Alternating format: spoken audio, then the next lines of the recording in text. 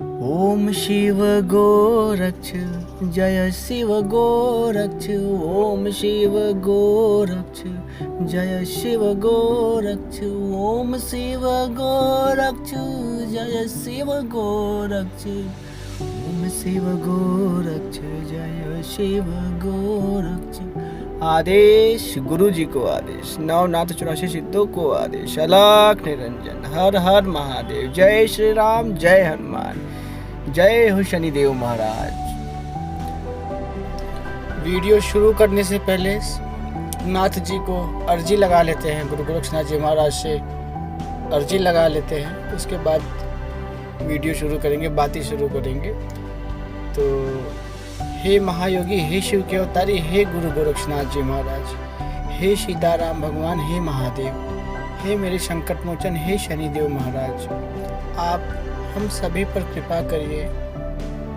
हम सभी के सारे दुखों को दूर करिए, सभी रोगों को दूर करिए, जितनी मुसीबतें हैं सबको दूर करिए, कष्टों को दूर करिए और हमें एक अच्छा इंसान बनाइए भगवान। हमारे सब कमियों को दूर करिए, हमें ज्ञान दीजिए, बल दीजिए, बुद्धि दीजिए, विद्या दीजिए। हे भगवान, हे गुरु गोरक्षनाथ जी महाराज, हमें सतमार्ग पर लाइए, कृपा करिए। हे गुरुदेव, कृपा करिए। आदेश गुरु जी को आदेश, अलख निरंजन। तो आज हम लोग बात करेंगे पूजा पाठ, भक्ति, तंत्र मंत्र, ये सब के बारे में। देखिए, कुछ नियम हमारे ऐसे होने चाहिए, कुछ बातें हमें ये जाननी चाहिए कि हमारा भक्ति भाव, पूजा पाठ और जो हम लोग मंत्र का साधना कर रहे हैं, ये सब सबसे बड़ी वजह इसको, ये सब की सिद्धि पाने के लिए, भक्ति की सिद्धि पाने के लिए, पूजा पाठ में किए हुए जो भी हम मन ध्यान से सेवा करते हैं भगवान की, उसका कृपा पाने के लिए, तंत्र मंत्र जो हम लोग जाप कर रहे हैं उसका सिद्धि पाने के लिए, ये सब जानने के लिए हमें क्या करना चाहिए, क्या समझना है इसमें।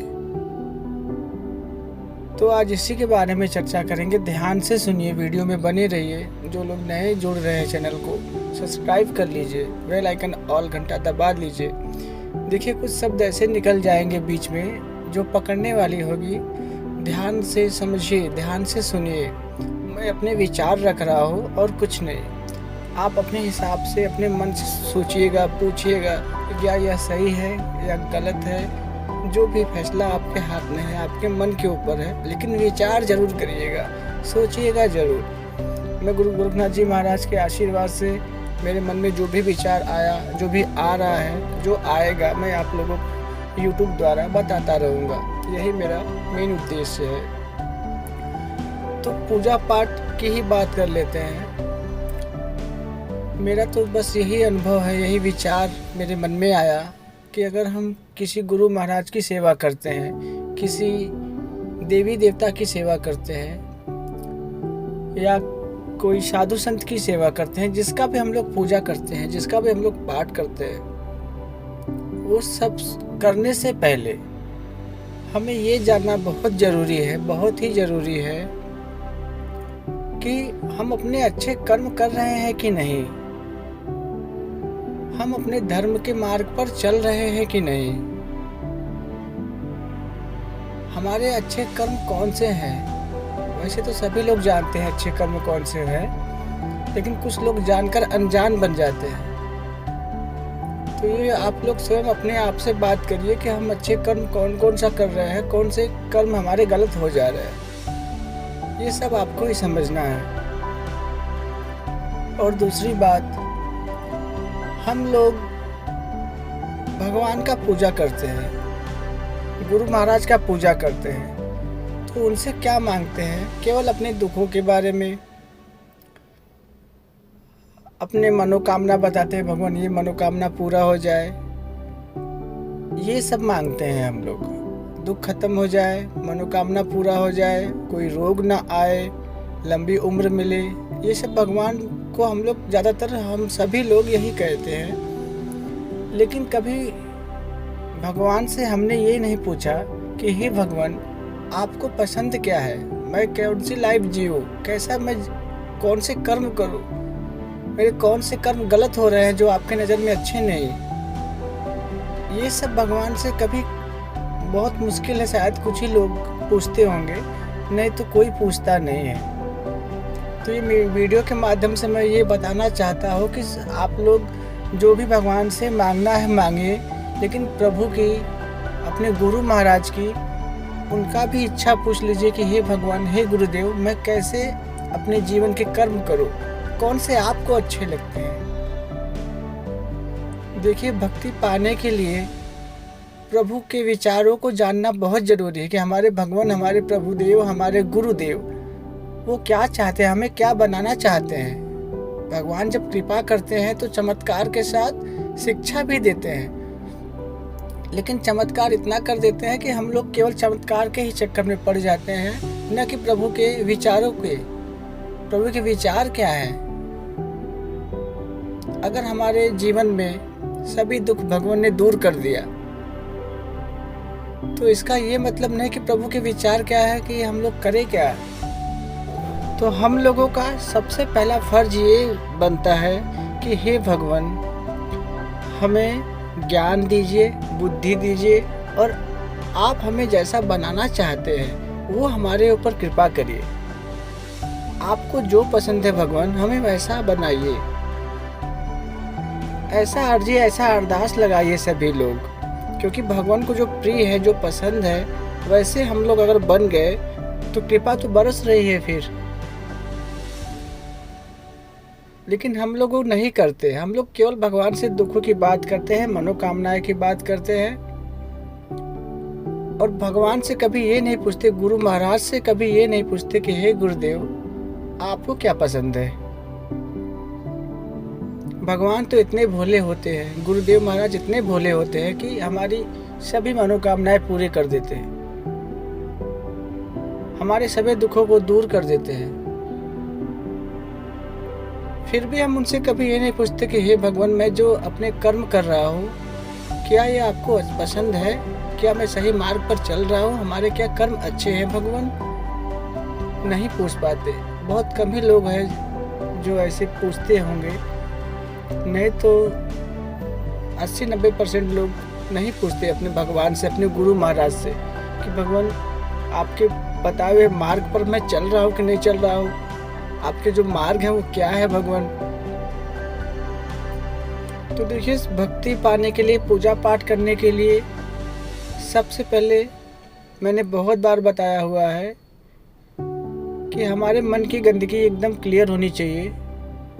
भक्ति भाव एकदम साफ साफ शुद्ध करना चाहिए। शुद्ध का मतलब ये होता है कि आप सेवा जैसे भी करो, जहाँ भी करो, एकदम मस्ती में करो। आपके पास पूजा पाठ का सामग्री है नहीं है, उससे कोई मतलब नहीं है। प्रभु का नाम आप जप रहे हो एकदम मगन से, उनका मंत्र का जाप कर रहे हो, गुरुदेव का मंत्र का जाप कर रहे हो, गुरुदेव को चिंतन कर रहे हो। देखिए, ये बात मैं भगवान और गुरु की दोनों की कर रहा हूँ, हम सभी देवी देवता की कर रहा हूँ। अगर सच्ची भक्ति पानी है तो हमें अपने कर्म को सुधारने पड़ेंगे, नहीं तो फिर भक्ति नहीं मिलेगी। फिर भगवान को हम लोग केवल दोष देंगे कि भगवान मैंने आपका इतना सेवा किया और मुझे कोई फल नहीं मिला। ऐसा कभी नहीं हो सकता। भक्ति में सब्र करना बहुत जरूरी होता है। और आप करेंगे क्या? आप केवल भगवान से भक्ति मांगिए और कुछ मत मांगिए। देखिए, आपके पैसे सब माया पीछे पीछे आएंगे, आपके पास दुख नहीं आएंगे, लेकिन वो बहुत किस्मत से भक्ति मिलती है।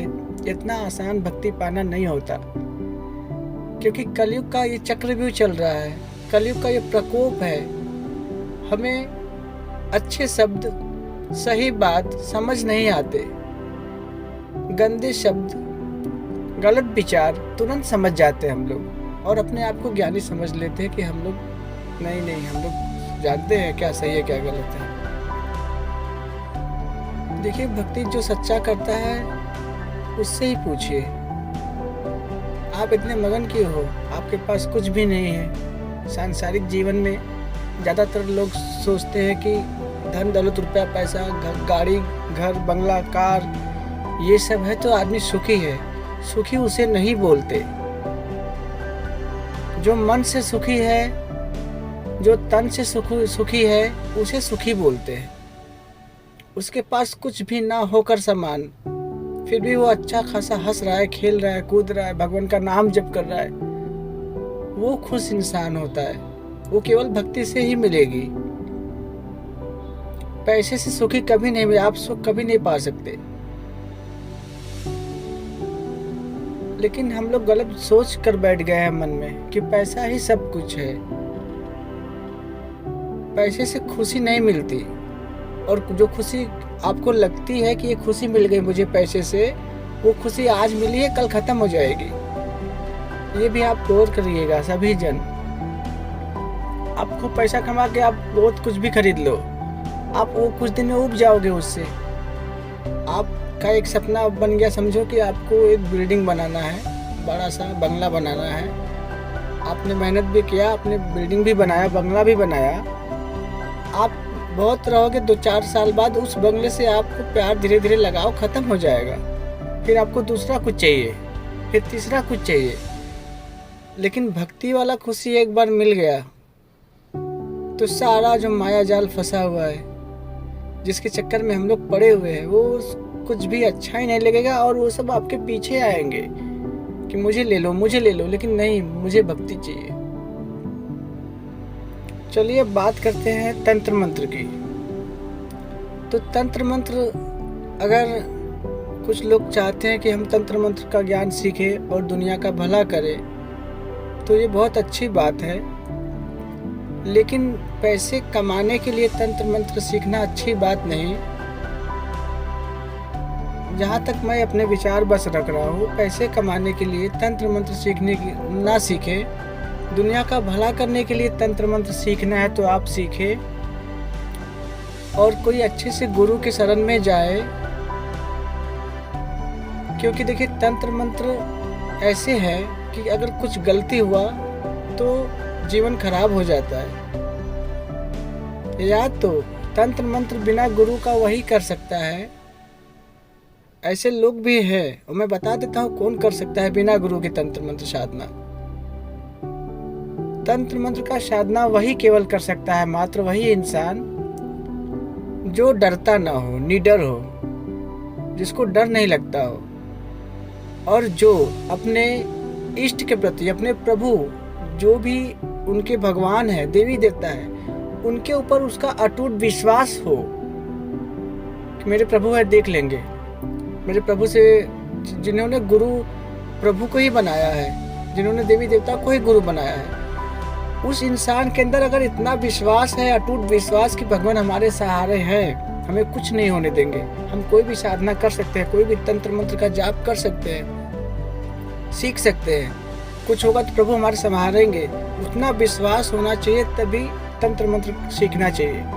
नहीं तो किसी गुरु के शरण में आप लोग सीखिए, और पैसे कमाने के लिए नहीं। अगर अच्छे विचार से तंत्र मंत्र सीखेंगे तो हर मंत्र की सिद्धियां जल्दी जल्दी मिल जाएंगी। गलत विचार से तंत्र मंत्र सीखेंगे तो जल्दी सिद्धि नहीं मिलती, और बहुत समय लग जाता है, तो कोई फायदा नहीं है। अगर फायदा देखना है तंत्र मंत्र में, तो ईमानदारी से अपने गुरु के प्रति, अपने जो देवी देवता अपने गुरु बनाया है, उनके प्रति इतना विश्वास बनाइए, और फिर आप मंत्र साधना करिए दूसरे का भला करने के लिए, पैसे कमाने के लिए नहीं। फिर देखिए, आपके हर मंत्र सिद्ध होंगे और आप सबका भला कर पाओगे, सबको सही मार्ग भी दे पाओगे। जीवन जीने का तरीका बहुत कुछ मिलता है। मंत्र उच्चारण करने से बहुत कुछ ज्ञान प्राप्त होता है। हमारे शरीर में बहुत शक्तियां हैं। कुंडलिनी बहुत प्रकार से जागृत होती है। तो एक विधि ये मंत्र जाप भी है। आप कोई मंत्र भी जाप बहुत दिन से कर रहे हो, ज़्यादा समय तक कर रहे हो, तो धीरे धीरे कुंडलिनी जागृत होती है हमारी। हमें ज्ञान अलग से भी प्राप्त होता है। नाम जप, भगवान का, गुरुदेव का मंत्र, ये सब धीरे धीरे कुंडलिनी जागृत करते हैं। इससे हमारे कुंडलिनी को कोई प्रभाव नहीं पड़ता, हमारे शरीर को कोई दुख नहीं होता। लेकिन अगर झटके से कुंडलिनी जागृत करेंगे तो उसमें पागल हो सकते हैं, बहुत कुछ परेशानियां शरीर में आ सकती है। तो भक्ति में शब्द करिए, प्रभु से पूछिए कि हे भगवान आपको क्या पसंद है। मन ही मन बात करिए भगवान से, अपने गुरु महाराज से। सब कुछ ज्ञान आपको मिलेगा, धीरे धीरे धीरे धीरे सब ज्ञान मिल जाएगा। लेकिन आपका वो अटूट विश्वास होना चाहिए, आपके अच्छे कर्म होने चाहिए, सभी जीवों पर दया, ईमानदारी से नौकरी करना, ज्यादा पैसे के चक्कर में नहीं पड़ना कि पैसा ही सब कुछ है। संतोष करना, सब्र करना, सभी लोगों से अच्छे से बातें करना, सभी को आदर भाव देना, माता पिता का सेवा करना। भक्ति में बहुत कुछ आप धीरे धीरे सब कुछ समझ जाओगे जब भगवान से मांगोगे, हे भगवान आपको क्या पसंद है वो मुझे दीजिए। आपके दिल से कही हुई बातें भगवान सब सुनते हैं, वो देंगे आपको। पहले वही मांगिए कि हे भगवान जो आपको पसंद है हमें वो दीजिए, हमें वैसा ज्ञान दीजिए ताकि मैं उस आपके बताए हुए मार्ग पर चल सकूं, वैसा कर सकूं। और मंत्र के लिए मैंने वही बताया कि मन में अच्छे विचार रखकर ही मंत्र का जाप करिए। जनहित जन कल्याण करने के लिए साबर मंत्र का प्रयोग करिए, क्योंकि मैं साबर मंत्र का ही बता सकता हूँ। तो साबर मंत्र का ही प्रयोग करिए। गुरु कोई मिल जाते हैं तो ठीक है, गुरु कोई नहीं मिलते हैं तो भगवान को ही गुरु बनाकर आप साबर मंत्र का जाप कर सकते हो। आपको कुछ नहीं होगा, लेकिन आपके प्रभु के प्रति, आपके उस गुरु महाराज के प्रति इतना अटूट विश्वास होना चाहिए कि मेरे भगवान हैं, मेरे गुरुदेव हैं, देख लेंगे। फिर आप मंत्र का जाप करिए। आपको ज्ञान हर जगह मिलता चला जाएगा, धीरे धीरे धीरे धीरे धीरे किसी न किसी के जरिए मिल जाएगा ज्ञान। आपको कुछ कमी होगा तो आपको अंदर से ही पता चलेगा कि नहीं ये गलत है, ये सही है। सब कुछ धीरे धीरे आप लोग जान जाओगे।